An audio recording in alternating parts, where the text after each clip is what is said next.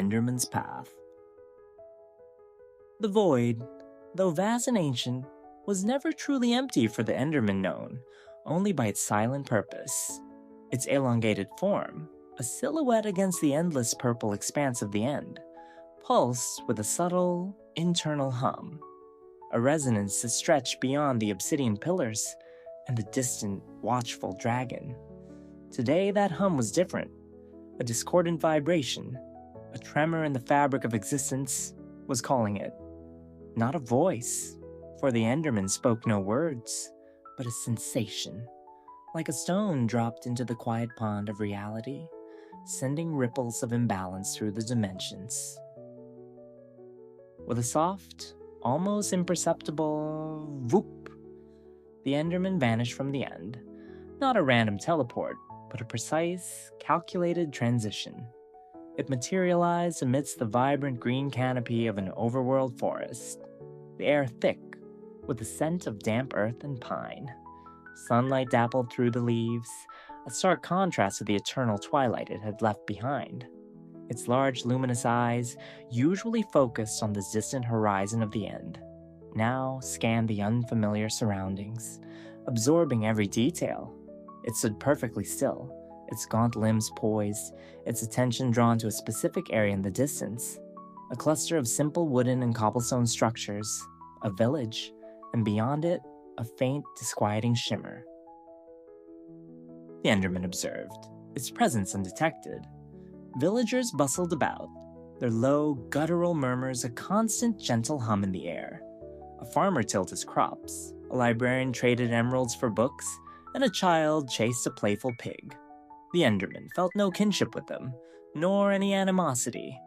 They were simply part of the world, a fragile tapestry that the dimensional tremor threatened to unravel. Its gaze remained fixed on the source of the distortion. It was subtle, almost imperceptible to the untrained eye, a faint, almost invisible ripple in the air above an ancient, half-buried ruin nestled amongst overgrown trees. A sudden, sharp hiss pierced the air. A creeper, its 4 short legs thudding softly on the grass, lumbered into view, its fuse already lit. The Enderman felt no fear, only a brief jolt of annoyance at the interruption. With a silent whoop, it vanished, and reappeared 50 blocks away, its focus unbroken, its long arms still hanging loosely by its sides. The creeper exploded harmlessly, leaving a shallow crater in a cloud of dust. The villagers barely reacted, accustomed to such disturbances. The Enderman, however, noted the lingering dust, the slightly altered air pressure. The imbalance was growing.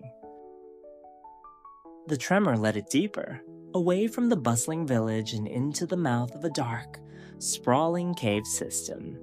The air grew damp and cold, thick with the smell of stone and decay. Its luminous eyes cut through the gloom, picking out stalactites clinging to the ceiling and glistening pools of underground water. The Enderman moved with an unnerving grace, its steps silent, its form melting into the shadows, reappearing in unexpected corners. It bypassed veins of shimmering ore and subterranean lakes of lava, its attention solely on the growing intensity of the dimensional anomaly. Here, the effects of the bleed-through were more pronounced.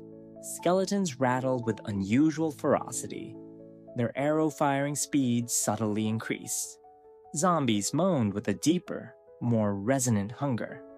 The Enderman observed a small, glowing patch on the cave floor, out of place in the damp earth. It was a cluster of warped nylium, its alien blue hues a stark contrast to the surrounding stone. This was a piece of the nether, leaking through. With a deliberate motion, the Enderman knelt, its long fingers gently plucking a single block of the pulsating material. It felt the wrongness of it, the way it shouldn't be here, and carefully tucked it away within its own ethereal space, where no one else could see or touch it.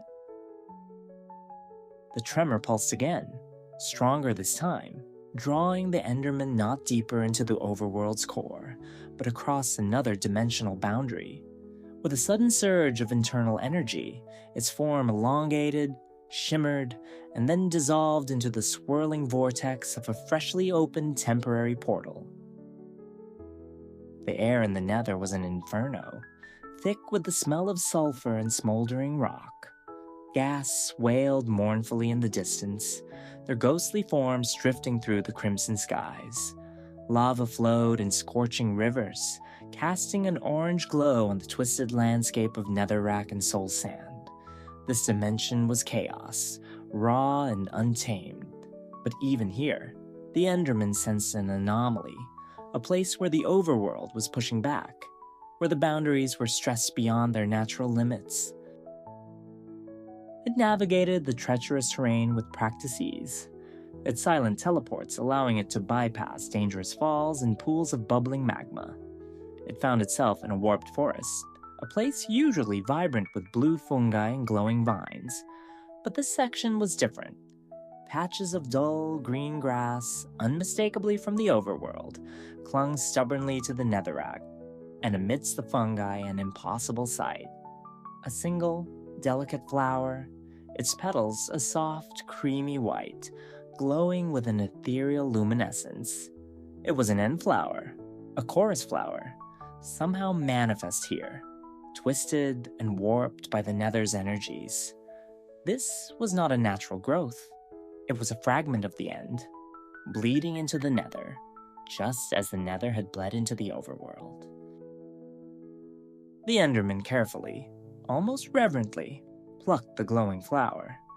It felt the ancient magic contained within its delicate structure, a powerful, stabilizing force when channeled correctly. This, too, was an ingredient for the task at hand. It absorbed the flower into its ethereal space, its purpose solidifying with each collected fragment of misplaced reality. With its two vital components gathered, the Enderman focused its internal energy once more. Sensing the direction of the greatest disturbance, it was back in the overworld, precisely where it had begun its silent journey. It materialized just beyond the edge of the forest, near the village, and near the source of the initial tremor. The village was quiet now, the sun beginning its descent. The Enderman's focus sharpened on the half-buried ruin. It was an ancient, incomplete portal frame, its obsidian blocks cracked and moss-covered. But it wasn't dormant.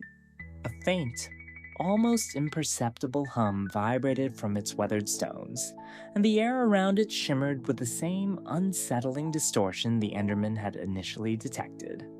Someone, or something, had inadvertently reactivated its dormant energies. Nearby, a solitary figure, a player, busily hammered pickaxes into stone, constructing a large, elaborate edifice. The player was unknowingly channeling ambient energy, perhaps through their sheer will or the raw power of their crafting, and this energy was feeding the ancient leaking portal.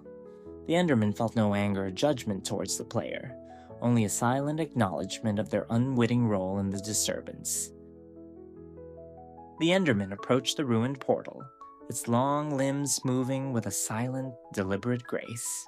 It knelt before the frame, its luminous eyes assessing the pattern of energy flow. It then reached into its ethereal space, retrieving the two collected anomalies. First, the warped nylium. The Enderman placed the block carefully into a specific empty slot on the obsidian frame, where a missing corner should have been. As the block settled, a faint purple light pulsed from the point of contact, spreading like tendrils across the obsidian. A low, resonant hum filled the air, deeper and more stable than the discordant tremor that had first drawn it. Next, the glowing end flower. The Enderman gently placed it onto another section of the frame, near the very top. This time, a soft, ethereal light, tinged with the familiar purple of the end, emanated from the flower, spreading its own calming influence. The two energies, the stabilizing force of the end and the containment of the nether, began to merge, sealing the dimensional leaks. The player, still focused on their building, paused for a moment. They felt a subtle shift in the air, a drop in the ambient hum that had been bothering them subconsciously for hours. They shrugged it off, attributing it to fatigue, and returned to their task. They never looked up, never saw the tall, dark figure that stood silently before the ancient ruins. The Enderman remained still, its long arms extended towards the portal frame, its internal energy flowing outwards, reinforcing the newly mended boundaries. The purplish light intensified, encompassing the entire frame, weaving an invisible shield around it. The discordant hum faded completely, replaced by a deep, steady thrum, like the quiet heartbeat of a balanced world. The air shimmered once more, but this time it was a shimmer of stability, of dimensions returned to their proper place.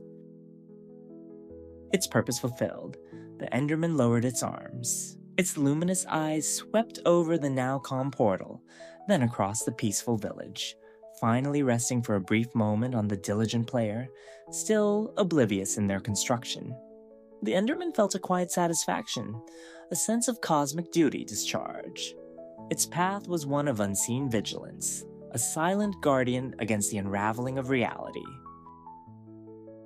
With a final, almost imperceptible "Voop," the Enderman dissolved into the twilight, leaving behind only the faintest echo of purple light and the quiet hum of a world subtly, expertly set right. The overworld continued its gentle turning, its inhabitants blissfully unaware of the silent journey that had just ensured their continued peace.